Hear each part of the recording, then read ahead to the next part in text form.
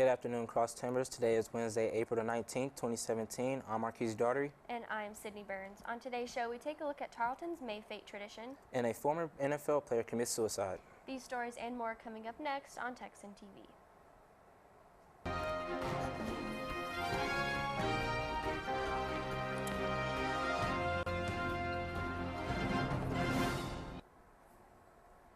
In campus news this week, Tarleton is celebrating Founders Week. Yesterday, Tarleton kicked off the celebration with its annual May Fate. This event was held at Heritage Park from 5 to 6:30. The first ever May Fate took place in 1921 on May 5th. The Tarleton Texans' dedication to keeping this tradition alive allowed the tradition to be revived back in 2009 by the hosts of this event, the Tarleton Ambassadors. Lord and Lady Tarleton are selected each year as students who exemplify our school's core values. Congratulations to this year's winners, Matt Hill and Taylor Kimbrell. Founders Week will continue tomorrow with Silver Taps at 7 p.m., the Grasper Fest on Friday, and the Tarleton Stampede on Saturday. Be sure to check out the rest of these events as Tarleton celebrates and honors the past and our founder, John Tarleton. In local news, the Stephenville Historic House Museum was honored with the donation of a pecan tree seedling from the oldest living pecan tree in Texas by State Senator Greg Estes. The original La Brea pecan tree is located at the La Brea Ferry crossing at Washington on the Brazos and is believed to have been there when Sam Houston crossed the ferry to declare Texas independence on March 2, 1836. The donated seedling was specifically harvested and prepared by the Horticulture Science Department at Texas A&M University. Senator Craig Estes delivered the tree to Erath County Judge Tab Thompson, who in turn contacted the museum of its arrival.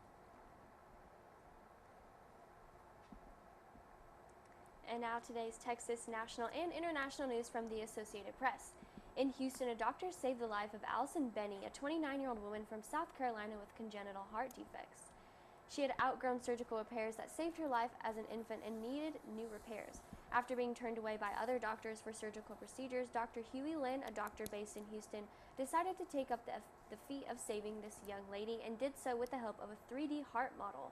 He said he never performed this kind of procedure before and didn't want to risk the life of Allison, so he contacted William Dorr Jr., owner of 3D Print Labs, who printed and delivered the $1,500 model free of charge. Dr. Lynn said, "With this model, we can test out a solution that's never been tried before, but without putting the patient needlessly at risk."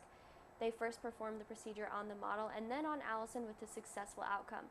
She is said to be doing well, and thanks to the doctor for saving her life. In national news, former New England Patriot tight end Aaron Hernandez was convicted in 2012 for the murder of 3 men in Boston and sentenced to life without parole. Was found hung by his bed sheets and unresponsive in his cell at 3 a.m. He was pronounced dead an hour later. There will be an investigation, but no foul play is expected in this case. For more, we turn to a video from the AP. Massachusetts prison officials say former NFL star Aaron Hernandez has hanged himself in his cell and has been pronounced dead at a hospital. He was 27 years old. An official with the Massachusetts Department of Corrections says Hernandez was found hanged in his cell by his bedsheet just after 3 a.m. Wednesday. Authorities tried to revive the former New England Patriots tight end, and he was pronounced dead at a hospital at 4:07 a.m. Authorities say Hernandez tried to block the cell door from the inside by jamming the door with various items. Teammates of the former Patriots player are expected to arrive at the White House on Wednesday to meet with President Donald Trump in honor of their latest Super Bowl win. Hernandez, who was serving a life sentence for a 2013 murder, was acquitted Friday in a 2012 double slaying prosecutors said was fueled by his anger over a drink spilled at a nightclub. Emily Roseman, Associated Press. In international news, as the tension between the United States and North Korea escalates, Vice President Mike Pence has sent an indirect warning to the North Koreans, saying the United States of America will always seek peace, but under President Trump, the shield stands guard and the sword stands ready. As he delivered his speech to sailors aboard the USS Ronald Reagan, Pence reminded the troops that North Korea's failed missile launch was a reckless act of provocation and that they must prepare for whatever the future may bring. This speech followed the Vice President's meeting in Tokyo with Shinzo Abe, Japan's prime minister. Meanwhile, in Cairo, archaeologists have discovered more than 1,000 statues in an ancient noble's tomb on the west bank of the Nile River in Luxor. The tomb is said to have been built from roughly 1500 to 1000 BC. The archaeologists hope to find more statues as the dig continues.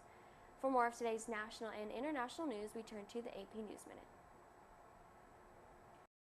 This is AP News Minute.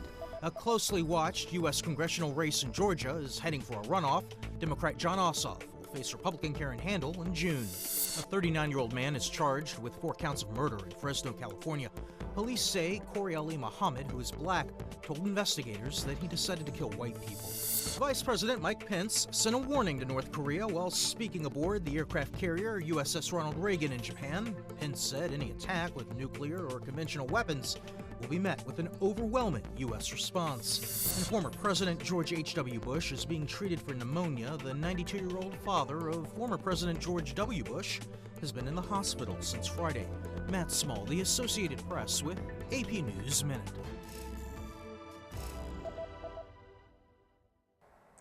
NBA playoffs are currently underway, and Danny Hernandez has the latest. Thanks, anchors.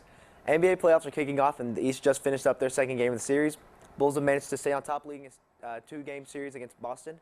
The Raptors won the second game of their series against the Bucks, tying it up 1-1. The Cavs and Pacers had their second game, with the Cavs winning and leading the series 2-0. In the West, the LA Clippers are in a matchup against Utah. It is currently tied 1-1. The Spurs are conquering their series against the Grizzlies, leading 2-0. Tonight's matchups include the Warriors and Trailblazers, the Wizards and Hawks, and Rockets and Thunder. That's all for sports. Back to you, anchors. Thanks, Danny. Today's weather report is brought to you by the National Weather Service. It is currently 72 degrees outside and overcast. Today's high will reach the low 80s, and tonight skies will clear up and be in the 60s. This has been a production of Texan TV News, a product of the Texan News Service from the Tarleton State University campus in Stephenville, Texas. Watch us live on Apogee Channel 2.1 in the dorms at 12:30 weekdays, and if you live off campus, tune in on Northland Cable Channel 9. You can follow the Texan News Service on Facebook and Twitter, and check out the website at www.texannews.net for all of the latest local, state, national, and international news. Today's broadcast was produced by Latricia Powell, Danny Hernandez, Rebecca Hernandez, Channing Flatt, and Bianca Barajas. Have a wonderful day, Texans.